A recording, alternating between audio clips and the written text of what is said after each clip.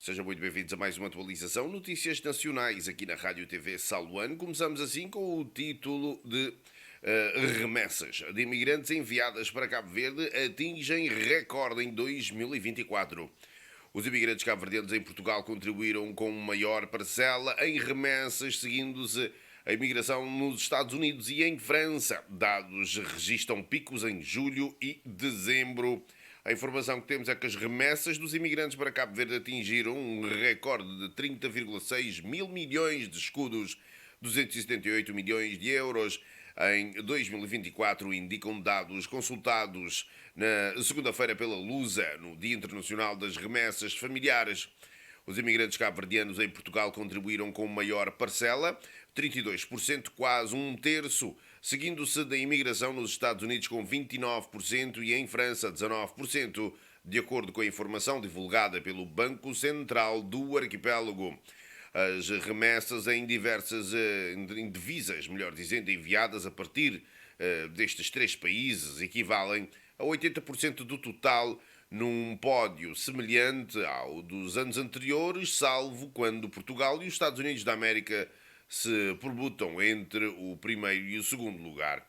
Os dados do Banco de Cabo Verde, recolhidos juntos dos bancos comerciais, mostram que, embora o fluxo tenha sido constante ao longo de 2024, nunca inferior a 2 mil milhões de escudos, 18 milhões de euros por mês, registro picos em julho e dezembro. Em dezembro, as remessas em divisas chegaram ao máximo mensal de 3,2 mil milhões de escudos, 29 milhões de euros.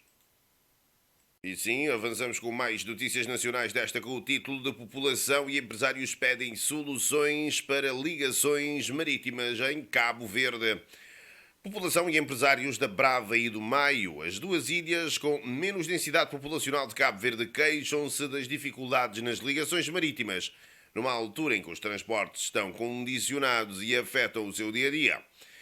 Estou indignada porque a falta de transportes interilhas é uma situação lamentável. Isso já passou dos limites. Não é a primeira manifestação.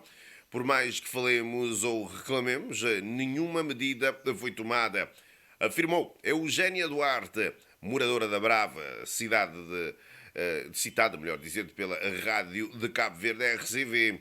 Segundo a Infopress, Eugénia falava durante uma manifestação realizada na segunda-feira na Brava para exigir melhores transportes entre ilhas, que juntou, entretanto, duas dezenas de habitantes na ilha, entre colunas de som e cartazes onde se lia: o nosso imposto conta, queremos os nossos barcos. Como é que se diz que Cabo Verde é um país independente, sabendo que vivemos esta realidade? A pergunta que fica: esta manifestação não é só pelos transportes, é pela saúde, pela falta de água, por tudo que a ilha sofre, mas o transporte chegou a um ponto insustentável. É preciso agir. Vamos sair todos os dias à rua, acrescentou a moradora. A falta de ligações regulares tem condicionado a mobilidade e o acesso a bens e serviços essenciais. E sim, avançamos ainda com mais notícias, desta com o título de Autoridades cabo-verdianas procuram português desaparecido na Ilha da Boa Vista. O desaparecimento deve ter ocorrido nos dias 6 e 7 de junho na Ilha da Boa Vista, dizem as autoridades cabo-verdianas, explicando que a investigação está em curso e que decorrem buscas por mar. As autoridades cabo-verdianas estão a procurar um português desaparecido há cerca de uma semana na Ilha da Boa Vista, disse na terça-feira à Lusa o chefe do Departamento Local de Investigação Criminal da Polícia. Estamos a acompanhar o caso, disse Joel Barros, referindo que o desaparecimento deve ter ocorrido nos dias 6 e 7 de junho, explicando que a investigação está em curso e que decorrem buscas por mar. A mesma fonte adiantou que há contacto com os familiares e com a Embaixada de Portugal em Cabo Verde e que até o momento não há nenhuma informação nova sobre o paradeiro do desaparecido. A identidade divulgada pelas autoridades coincide no nome e fotografia partilhada por amigos e grupos ligados ao meio artístico e cultural de Lisboa. em publicações onde manifestam preocupação e apelam ao apoio da população local para encontrar o português desaparecido. Um amigo, Emanuel Tavares, com quem mantinha contacto há cerca de 8 meses na Ilha da Boa Vista, disse à Lusa que o português desaparecido foi visto por um guarda a tentar chegar de bote a um dos barcos ancorados ao largo da praia de Santa Mónica antes de desaparecer.